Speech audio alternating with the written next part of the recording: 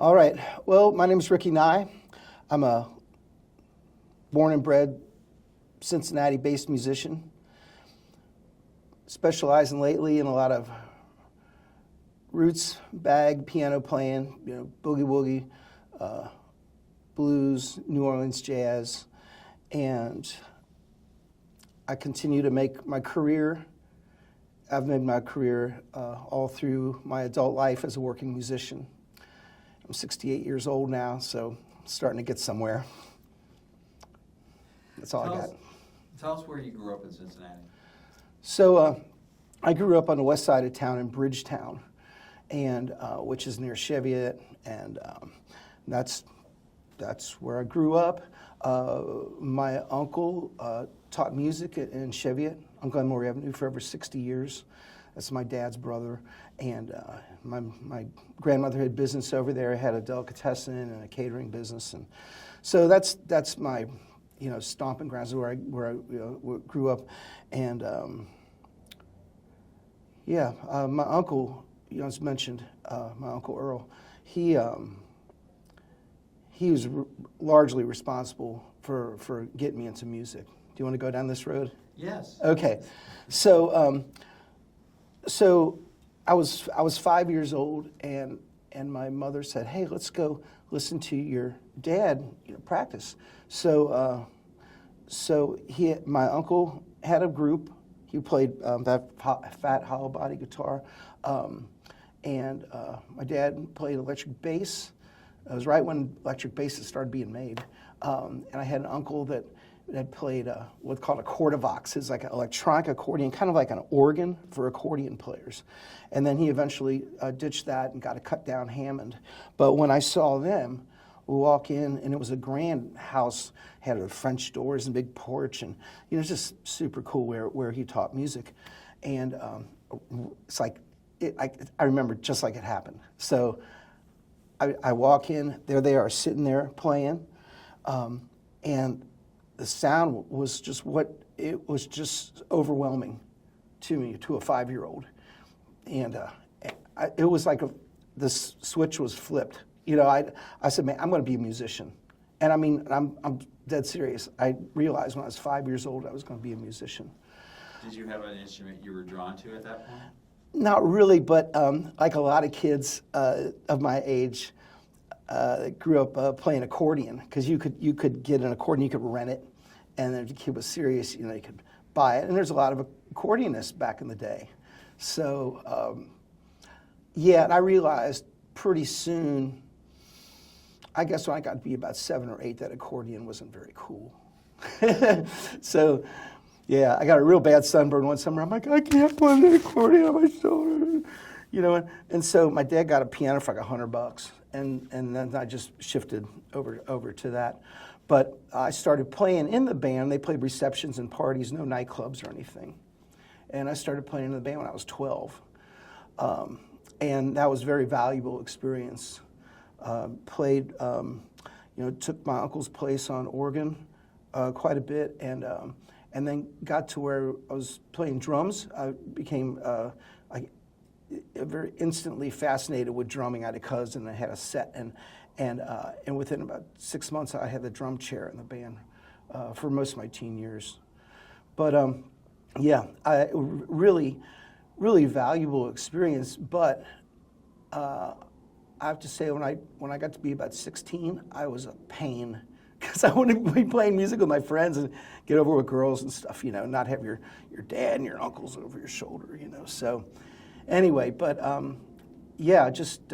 that's my beginnings. I got, I was in my senior year of high school. My folks are saying, "You're going to college." And I says, "I'm not going to college. I want to play. I want to get on the bandstand and play." And so, "No, you're going to college." I said, okay, how about this school, Berklee College of Music in Boston? And they went for it. And that was life-changing to move.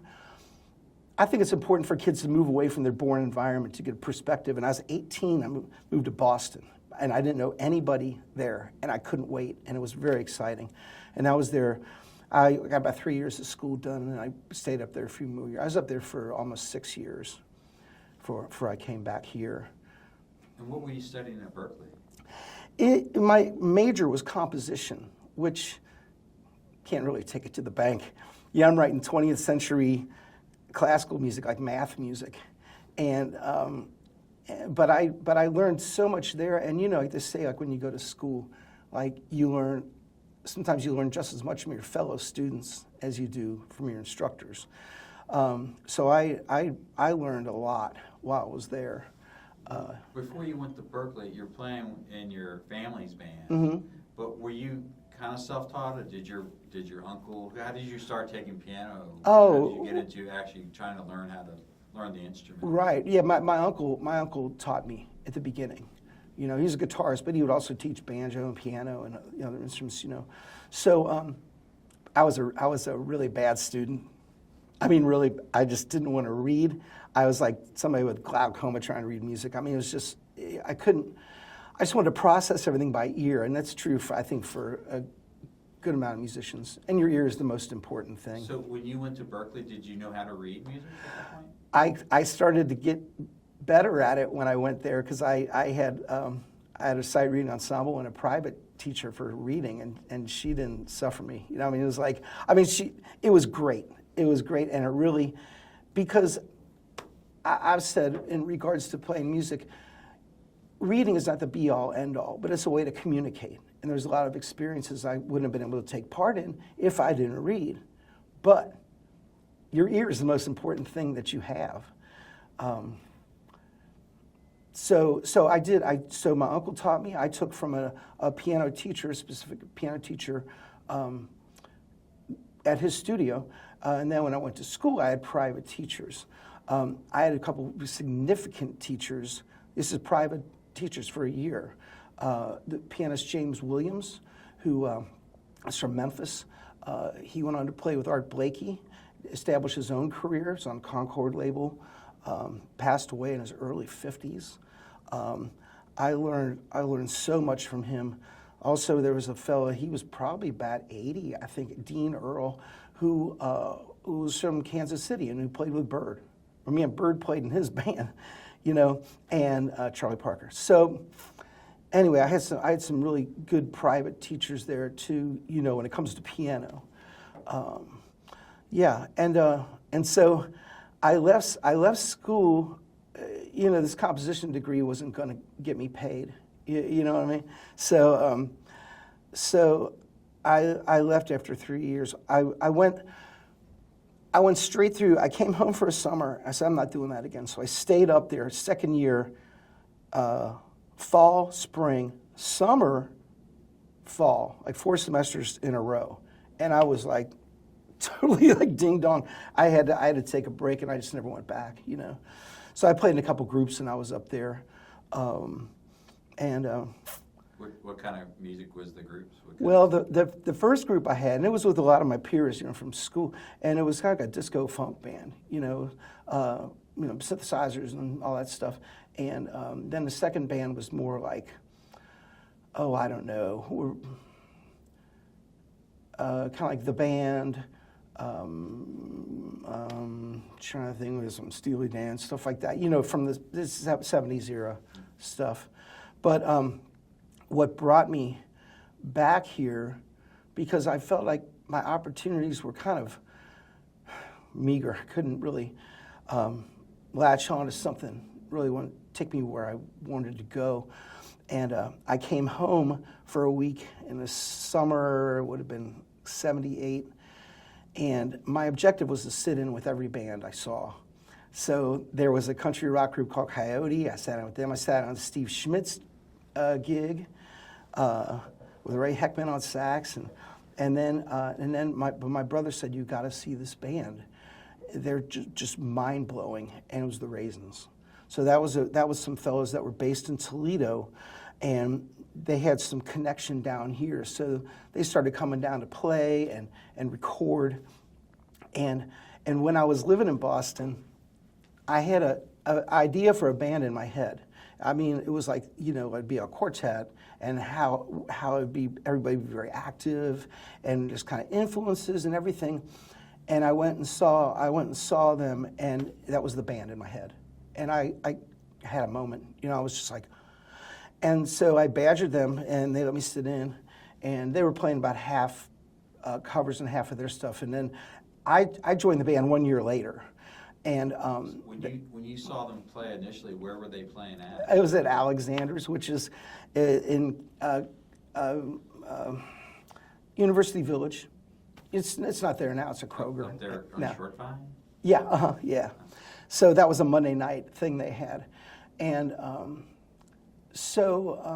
yeah, I was just my mind was blown, and I just said to myself, I'm going to play with this band, and then and I would see them occasionally. Oh, I saw them actually this summer. The year I moved back, I played the whole summer for a show at Playhouse in the Park, and I would go on a Monday night and go to see them, but in the it's a long story. I'm sorry. So the two founding members, Rob Fetters, Bob Niswonger, are still at it. A fellow who was also in the band, Tom Toth, he left the group. The drummer, Chris Arducer, played in the group, who just passed not too long ago, about a year ago. So that's the group I saw. Well, anyway, Chris and Tom left, and a couple of guys were hired in the interim that summer. And the guy that they hired, to play keys was like, and it's kind of like a English rock kind of guy. I was like kind of really out of whack with what they were doing. And I'd be like, okay, I want to go see my buddies, and then I'd leave and be like, oh. So I kept doing that week after week. And then finally I said, you guys, man, I love you guys so much. You're so special, man. I just can't do this to myself anymore. I need to be playing in this freaking band. And so I wish you all the best. And about 2 days later, somebody who was affiliated with them called me to say, hey, guys, I'd like to get together with you and stuff. And so then I just started playing with them. But that was as an original music group, a highly creative, I will try to think of a way to describe it. It's kind of like an American art rock band. It roots elements, but at times ethereal and pretty complex. So that's what brought me back here. And I played with them from 79 to April of 85 when we disbanded. And so if you fast forward, we've just done some really successful reunion shows, March 1st, 2nd, and 3rd, and then the days surrounding Thanksgiving of this past year at the Woodward Theater downtown. And now, the Raisins, you guys had a lot of buzz back in the early 80s. You had like a music video, and you were being courted by some major labels, I hear. Can you talk a little bit about that experience? Yeah, well, we definitely deserved a shot because it was a very special band, but our representative wasn't very authoritative, So I think we were pitched to some labels, but importantly,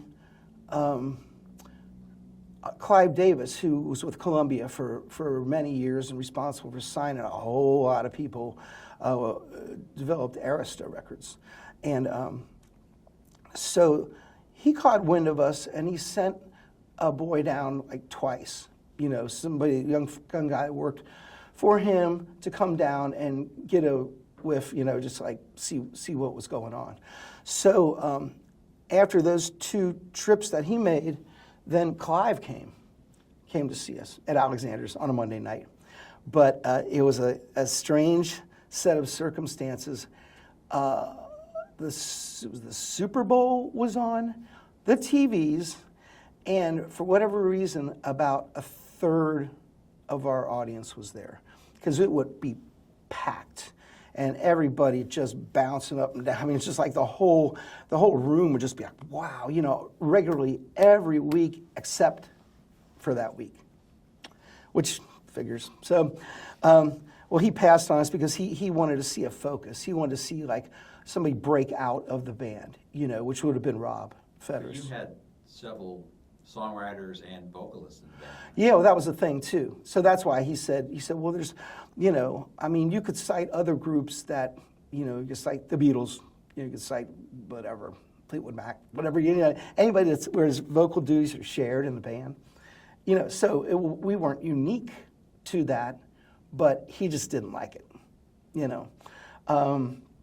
So, and nothing else came to be. You know, I mean, if it was in this day and age of social media and YouTube and, you know, the internet, I mean, we would have stand a good chance of making presence outside of our little bag, you know. But yeah, but it was very important. And what I love is that everybody in the group, you know, along with Rick Powell, a drummer, Bam, they call him Bam. Everybody's viable.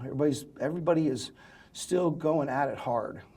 So I'm proud to be associated with these guys. And what happened for me is after that group, well, actually, while the group was going on, I really got into like honky-tonk country. And there was a while where the Raisins, we couldn't even pay for a weekend in a club, you know, because we weren't playing cover music. So we played some one-nighters, but then Bam says, hey, I got this little gig we can do. It was some little place called the High Tavern in Pisgah, just like a little, you know, roadhouse, little bar.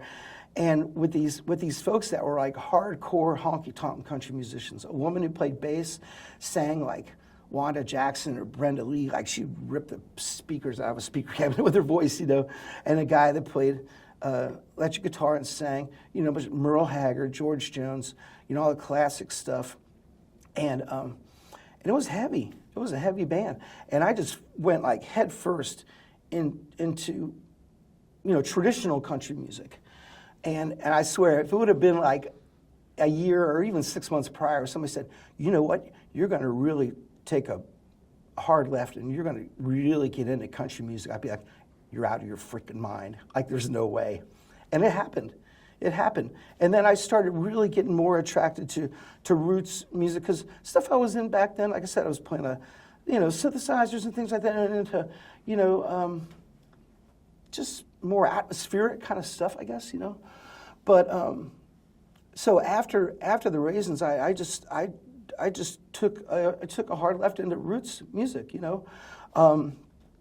And so to get back into these reunions was kind of like, man, I don't know how I feel, you know. It's like kind of putting on scratchy clothes or something, whatever, you know what I mean? But because those guys have all still kind of lived in that bag, whatever you say. Or pop rock kind of. Yeah, you know. And but as I got back into it, I like fully embrace it now. We're real excited to like do some more things, you know. It's like I feel like renewed, like in regards to that experience. But like I said, I stepped so far from it, and now looking back, I can, you know, really appreciate it all over again, and all that. But yeah, so I you know, I played with a couple country bands, and then I met Big Ed Thompson, who was playing with H-Bomb Ferguson at the legendary Corey's at Vine and McMillan. Can you talk about who he was and his career a little bit? Yeah. So some blues musicians in Cincinnati, they were all associates. You know, there was Albert Washington.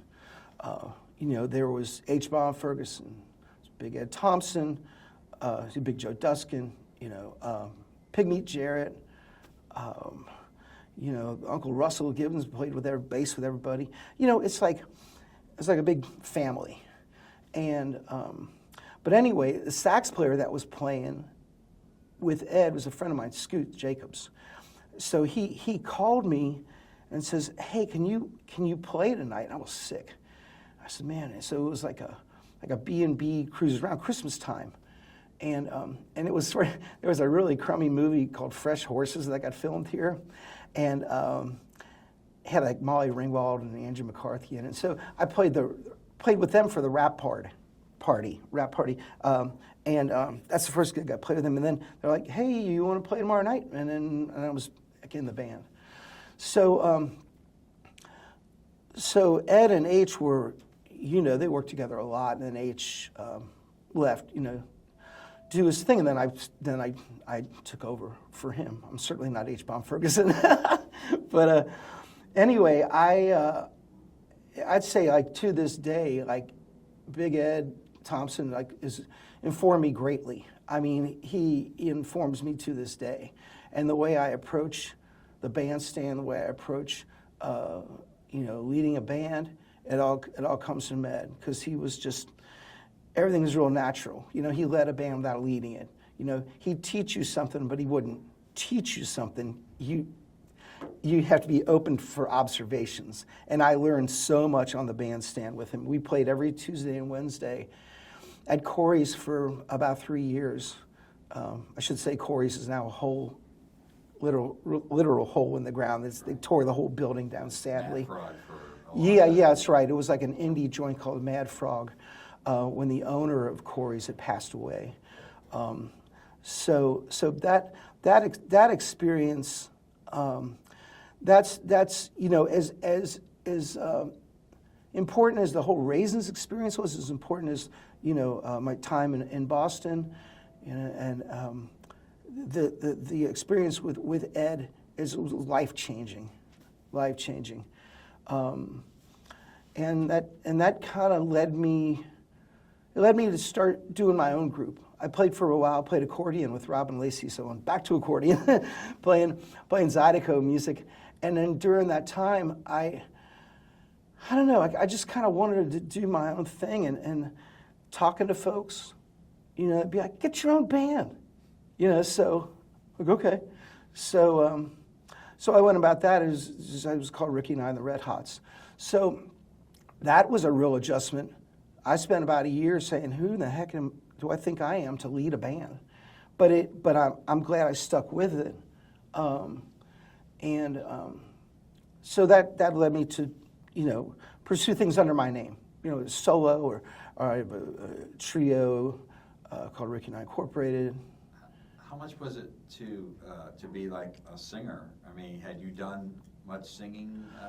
You were kind of a side guy for some of this stuff, but how much experience, like when you were going to be the main guy singing all the songs, how much of adjustment was that? Or I had already been singing, though, so that wasn't a thing, And like when I was with the Red Hots, Ed Vardaman, the guitarist, he sang quite a bit. But then I don't have that group anymore. It's like an electric band, electric bass, electric guitar. Now it's typically like me, upright bass, drums, sometimes tenor sax. That's a typical kind of unit that I have now. And then I should say I have a band that's based in Paris called the Paris Blues Band is what I call them. And all outstanding musicians. And I guess this leads to like a whole nother important chapter. I got, in 1996, I got invited to play a piano stage at the Cincy Blues Festival. It's called the Arches Boogie Piano Stage at Sawyer Point by the Arches. So prior to that was in 96, but prior to that, I had met some piano players. There was a guy, Tom Dooley, who played in some of the first rock and roll bands around here, and he was friends with Pigmeat Jarrett, pianist, playing like Jimmy Yancey style, barrel house style. And so Tom had a New Year's Day party, and I says, well, he invited me to go. So I said, oh, well, that's very nice. So I played the night before, and I stayed at my drummer's house, and we stayed up all night. So the next day, not feeling so fresh, I had like overalls and stuff on us. So I went to this party. I had never been to this fellow's home. So I go, and it's like a freaking mansion. And he's got the circular driveway, and these nicely dressed older couples are walking in and out. I'm like, uh-oh. So I sat there in the car. I said, man, should I go in there? Yeah, well, you know what? I'll just smile and, be nice and whatever. So I walk in the front door, and I look to my left, and there's Pigmeat in there playing on an upright piano. I walk in the living room, and there's Joe Duskin sitting in a chair. And I already knew Joe. I said, oh, Joe, man, how you doing? He goes, oh, Rick, I'm so glad to see you. And he was just sitting there all alone, some of the stuff. So about 10 minutes later, he's sitting in a chair and singing the blues I'm playing, playing for him. And then Tom came over and started playing a boogie. And so I had no experience with traditional boogie woogie. I had elements of that style in my playing, but there's something very specific about that style. A lot of parameters and kind of rules about that style. And so I was kind of following along with Tom, putting four hands, you know, on the piano. So the gentleman who put on the Arches Boogie Piano stage is a doctor, Dr. Philip Lemming. Joe Duskin was a patient of his, and Joe started teaching him some piano. So we had the idea about making this stage at the Cincy Blues Fest. So he was there at the party, and he introduced himself. He said, you play professionally, right? I says, yeah, uh-huh. He said, well, I'd like to invite you to play at the Arches stage. So great. Well, I've been playing a whole lot of New Orleans kind of stuff, a lot of blues, some kind of rockin' sort of piano that was boogie-ish. But then I met a couple of guys that were specialists in this style. And one has become a very good friend of mine, Carl Sonny Leyland, who's from Southampton, England, but living in the States forever. And then the late Bob Seeley from Detroit. And those guys played dedicated, traditional, first wave boogie-woogie. And I should say, when I was growing up, what I heard that was boogie-woogie was like the Andrews Sisters and these big band boogies. I could smell that as a kid. It's just pretty corny, you know? And these guys, you know, you can listen to records, but when you see something live, and it's happening in the moment, and I was sold. I said, oh man, I want to go there. You know, so I started just going about trying to pick that music apart. And then I think it was probably a year later, I met a pianist from Brussels, Belgium. So I should say this stage would be 10 piano players back to back, each player playing 25, 30-minute set.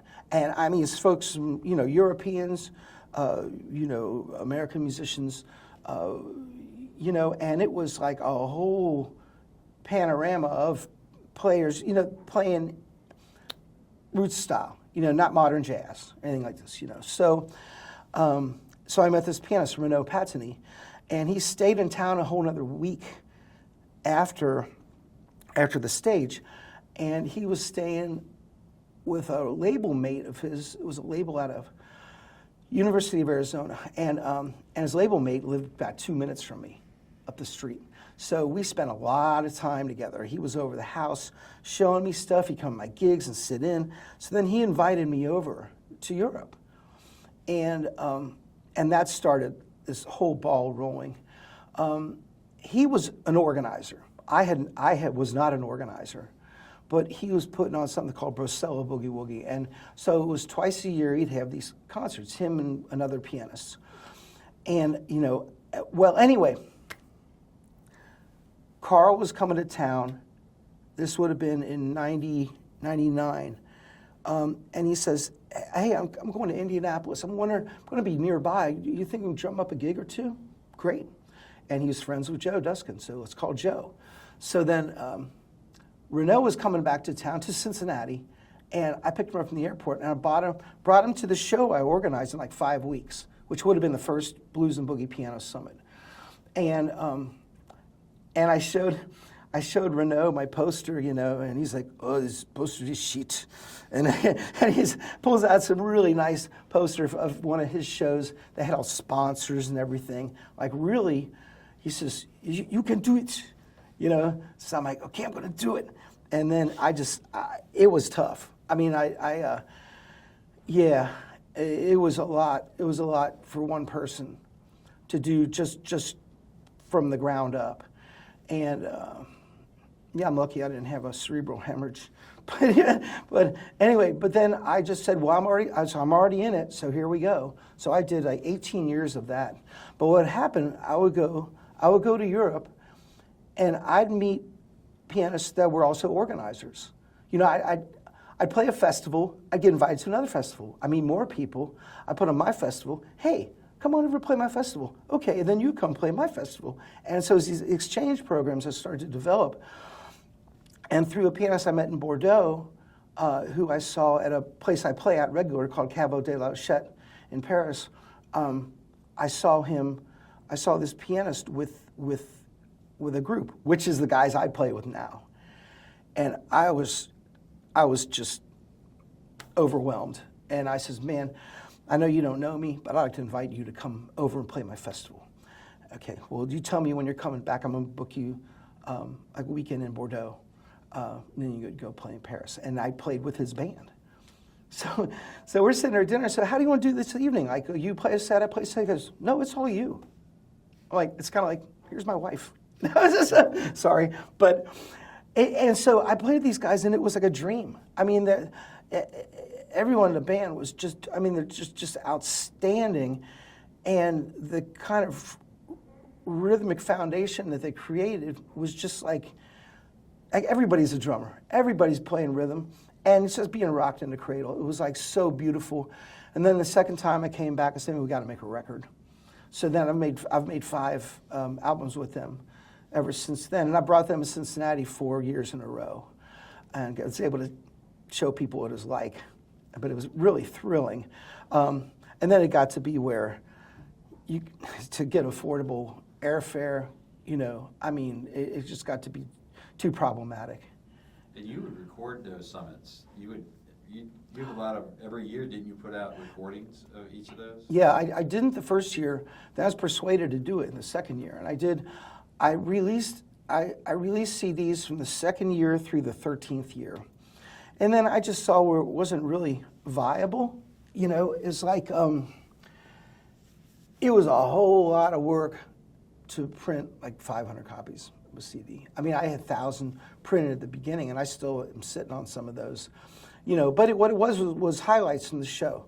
It'd be like each player would have like 3 or 4 numbers on there. And the way the Boogie Summit went, there was 4 pianists, rhythm section, upright bass, drums, guitar sometimes. My friend George Bedard from Ann Arbor, or a tenor saxophonist. So that's how the evening was structured. 2 sets, intermission, 2 sets. I mean, and then but yeah. So I just got to where I ceased production on those recordings. But I did do 18 years of that show, and I'll be excited to announce soon that the Boogie Summit is coming back. It's coming back in November at Memorial Hall this time. And it'll ease a whole lot of workload, off of my shoulders. But news as it happens. But it's happening. Yeah, so I'm real excited about that.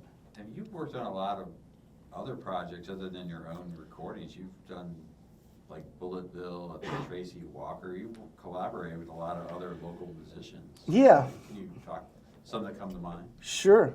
Well, an association I had for several years, since I started doing my own thing, was with Mark Utley. And the way that came to be, I tell you what I really like about my life is everything has happened so naturally.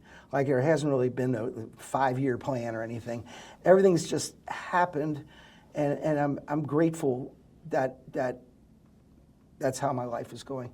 But anyway, I was doing a recording session at Ultra Suede Studio, and next to the piano there was a lot of vinyl. So in between takes, I'm like flipping through records, and Mark had a group called Magnolia Mountain, and they had a release called Redbird Green, and it was a double record set. And I looked at it, and the artwork was stunning. I mean, the layout and everything was just so gorgeous. So local musician Jake Speed, kind of like Cincinnati's, Woody Guthrie, let's say, he put on something. It was like for river cleanup. I can't remember the name of the event. He did it for several years, and I knew what Mark looked like, but I hadn't met him. So we're at that show, and Rivertown Breakdown is what it was called, and I was there to play, and I saw Mark coming my way. I says, "Hey," I said, "Excuse me." I said, "I just want to introduce myself. You're Mark Utley, right?" He says, "Yeah." I said, "Well, good. It's nice to meet you. And by the way, who did your layout on your album?" And the reason I was asking is my brother had a design firm, and he's since retired. But he used to be able to take, so many employees are able to take someone off the floor to design a poster, which was for advertisements and for physical posters, handouts. So they downsized, and he wasn't able to take anybody off the floor at that point. So I was looking for somebody to do the poster. so I said, Mark, well, who did this layout, for your album? He says, I did. I'm like, wow. Oh, well, what do you think about designing the poster? So I got together with him, we found a lot of old, sheet music from that era to reference, for some image, just some context. And so he finished it. So what do you think would be fair for compensation? And he said, well, we're getting ready to make another record. You want to play on the record? I'm like, heck yeah. Perfect. So then I played the release party, and I started playing with them, and then Mark established an offshoot band called Bulletville, which was honky-tonk country, classic stuff and stuff that he wrote in that genre. And so I played with him for several years, and that was great. You mentioned Tracy. I played on some of her records. Did a few one-off little gigs with her many years ago. Other folks who've welcomed me, Culture Queer, welcomed me into their fold. Played on a couple of their albums, played some live shows, them like Bunbury and stuff like that, I'm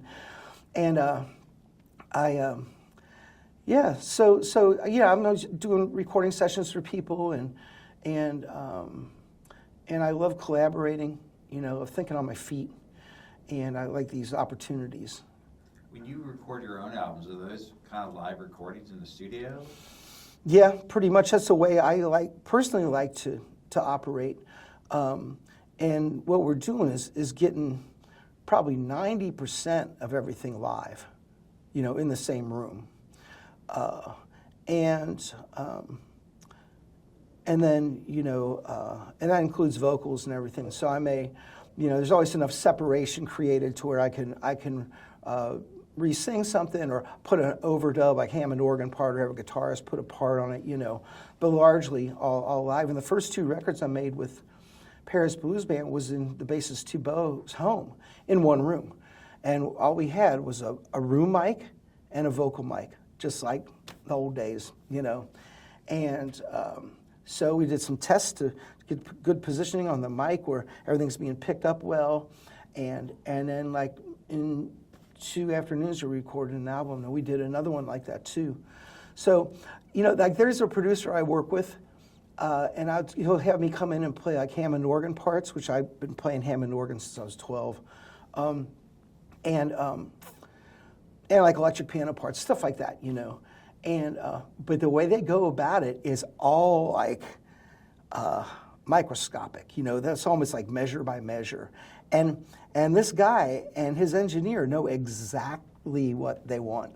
So there's no, I don't know, make it more yellow, So but to work with them is a whole other way to operate. I mean, and what they wind up with is excellent, but in a session, they'll have me do 1 or 2 tunes, not like a gang of tunes or anything, but just to try to keep my head on straight and keep absorbing all this information and executing things the way they want.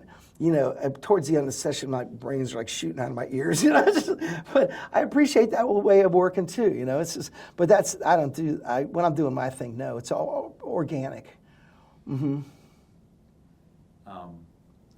So you're playing live. You're gigging all the time, aren't you? You're always you're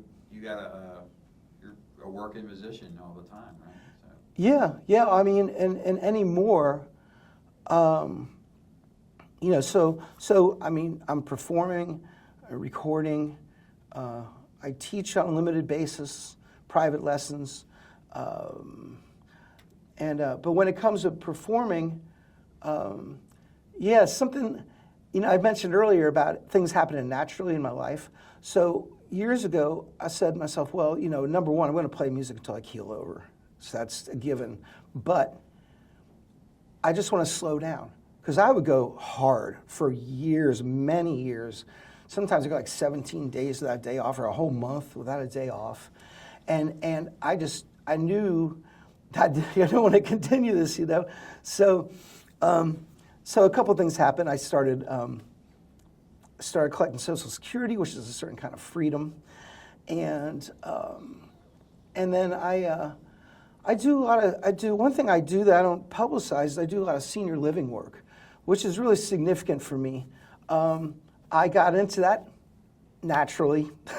So I had a mother-in-law at the time who was involved with a volunteer organization, Retired Seniors Volunteer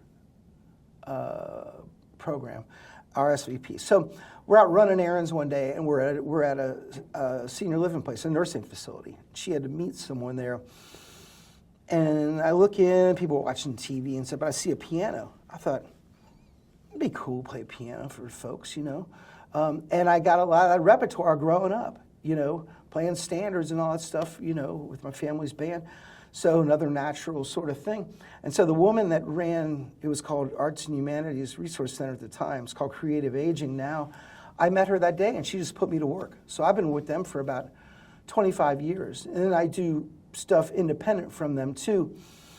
But, you know, it shows me the power of music. And I'm able to exercise this repertoire of classic material.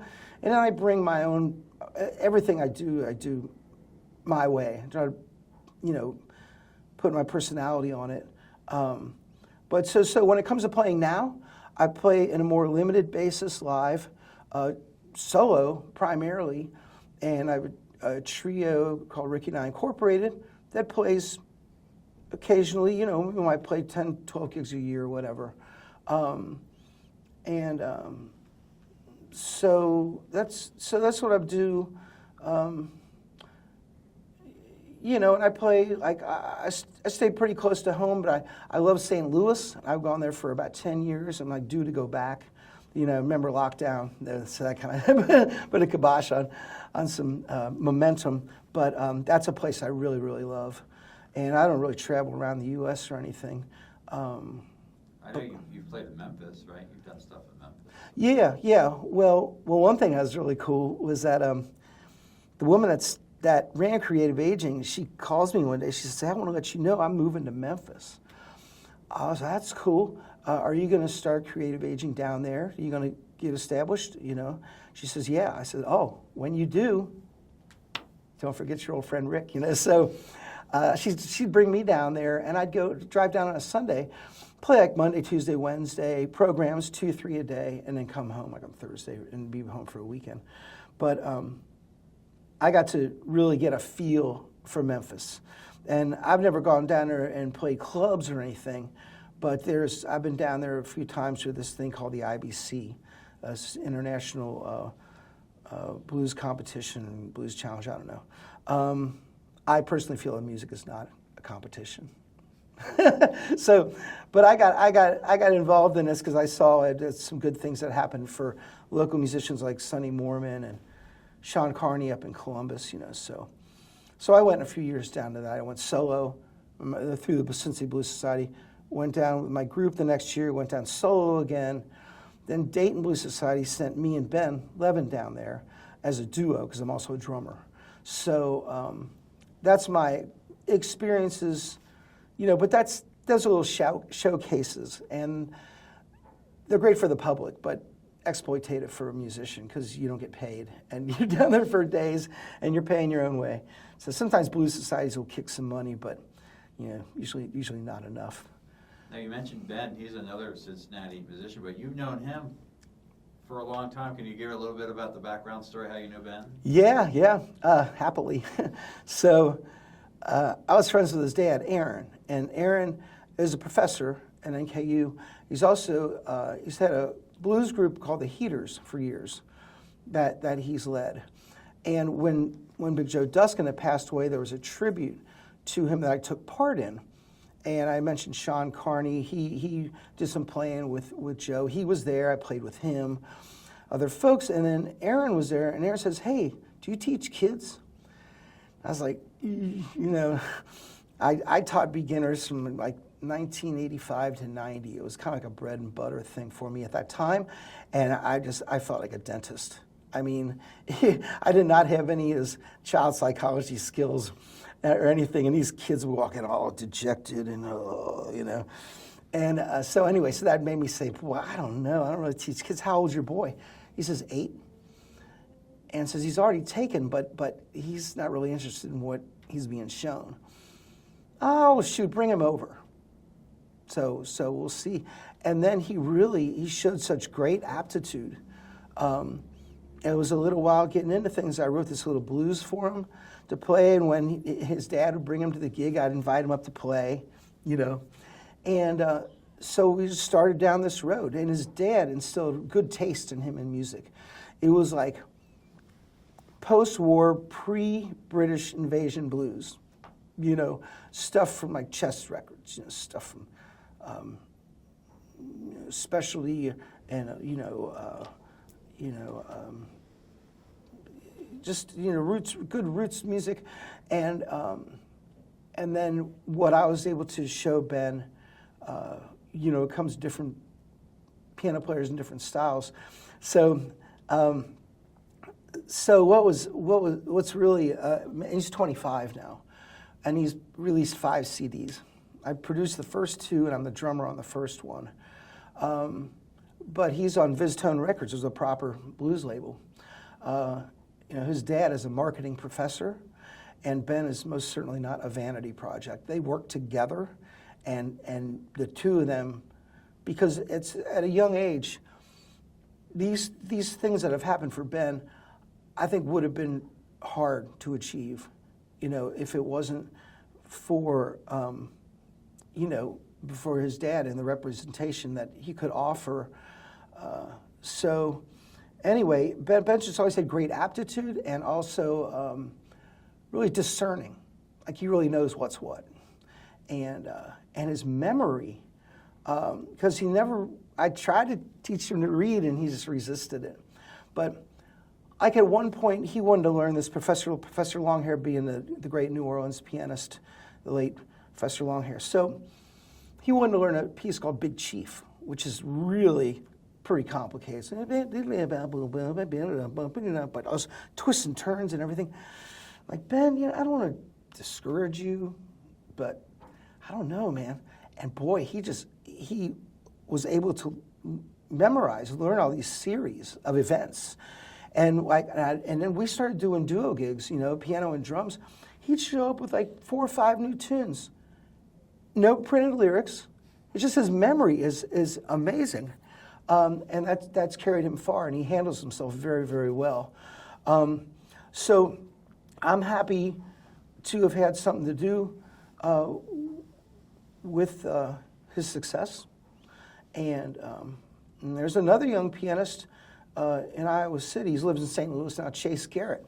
I brought him here for a couple of my boogie summits. He's played the Arches Boogie Piano Stage 2. And you had mentioned earlier about me being an influence on people, after being influenced.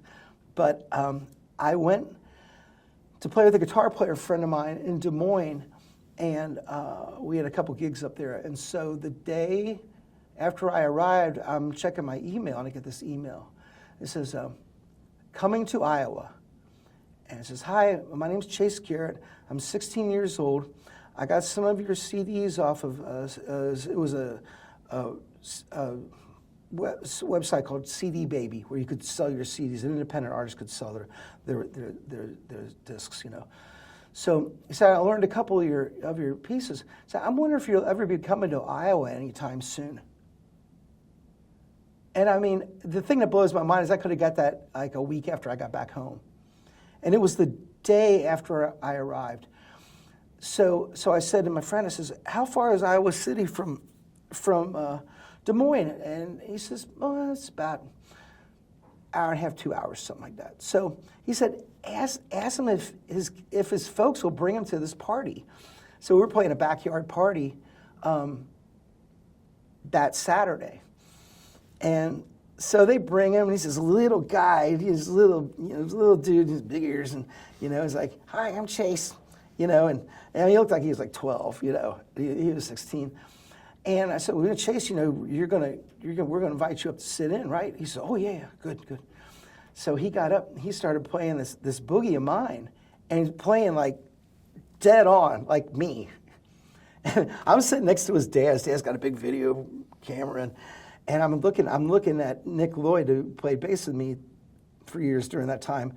We're looking at each other. We're like, it's just like frightening, So then on this one disc he got, there's also a pianist, the late Barrelhouse Chuck, who was the son of all the Chicago blues piano players, you know.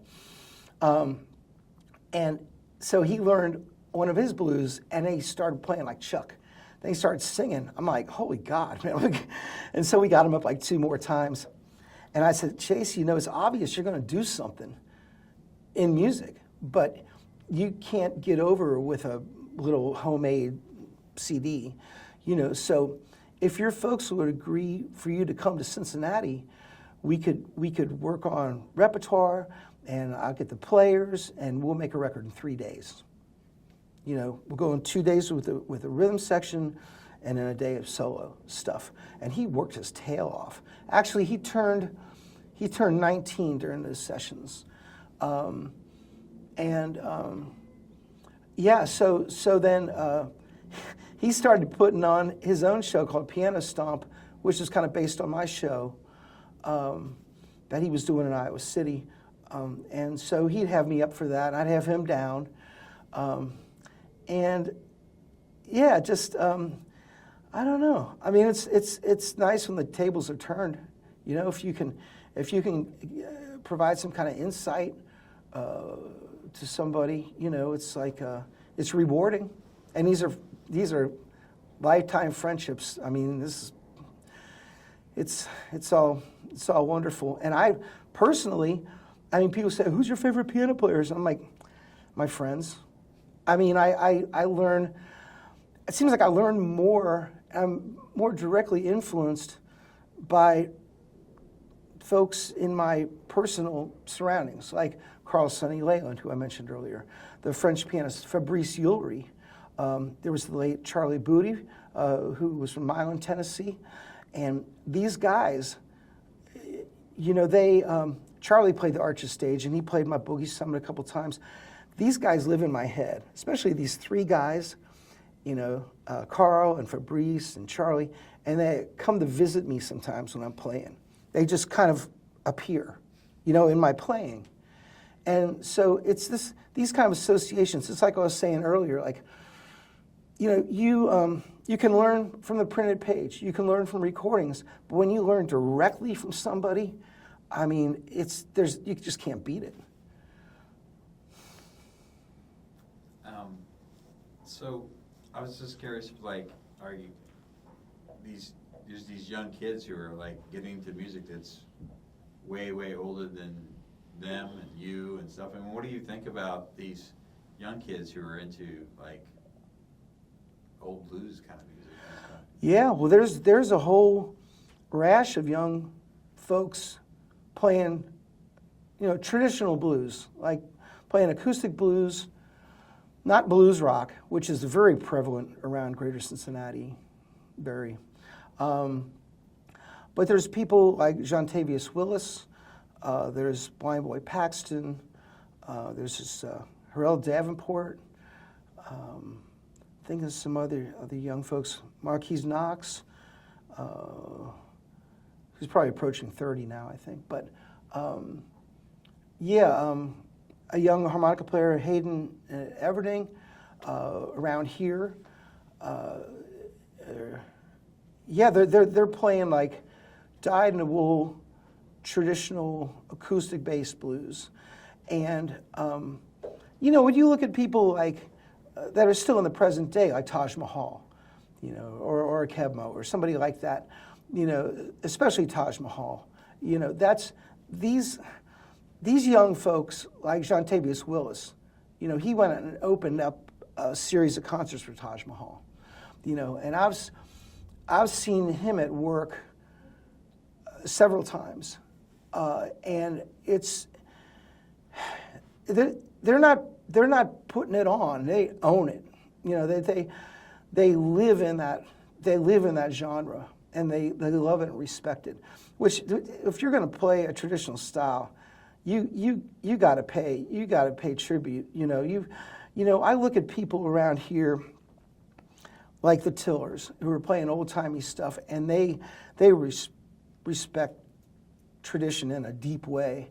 You know, you look at traditional bluegrass groups. You know, they're playing this stuff the way it was created, you know, and it's not jam grass, you know, where people are just kind of goofing around, and the skill set's not there. You know, there's, hey, I got a mandolin, you know. So anyway, yeah, I'm real impressed about that, because I think the prevalence of blues rock is, you know, it's, I don't know. I mean, it's not my cup of tea. There's certain aspects about the music that I can appreciate, you know. But you know, when it comes to styles, it's like each style, there's like a panorama, you know, inside that style. Like blues, people think blues, you know, but I mean, blues is everything. It's just, the scope is so very wide. And I used to do these blues in schools programs, you know. I'd say, what do you think of if you say the blues? Oh, I'm sad. And so, yeah, okay.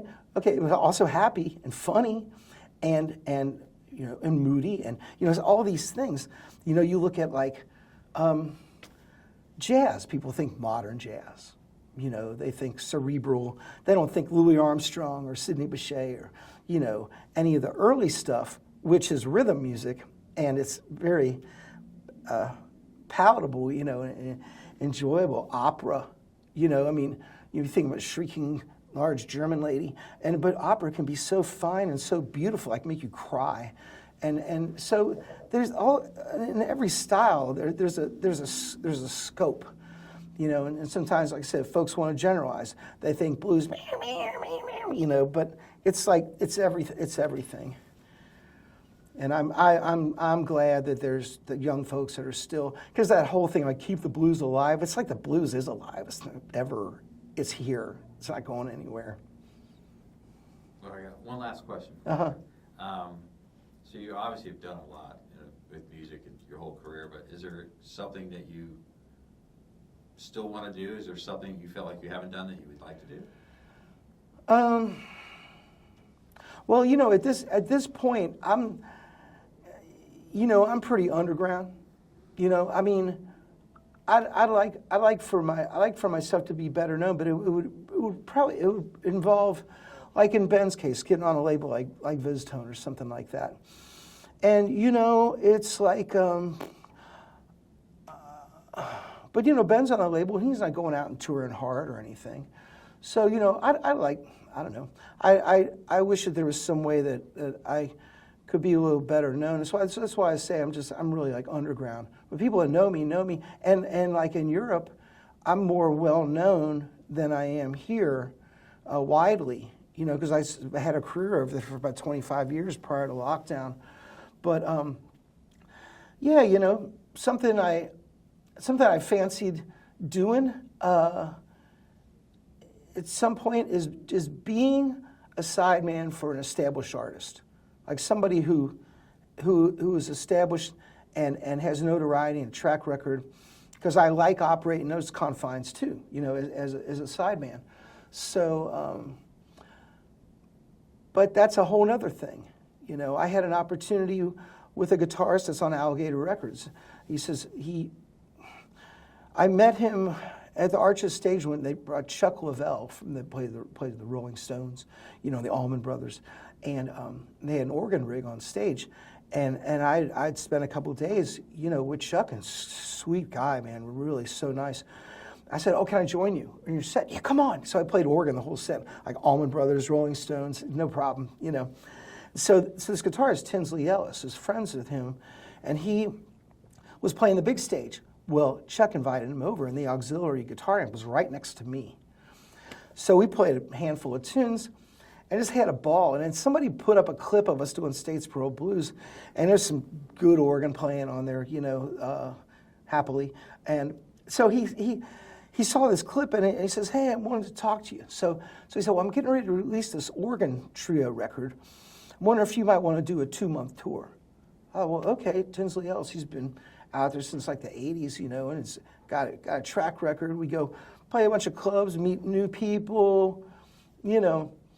And so I worked on his stuff, you know, I was going to go down to Atlanta for an initial get together playing. And the day before I come down there, he says, I got a call from the booking agency. They got 6-7 months worth of work for me.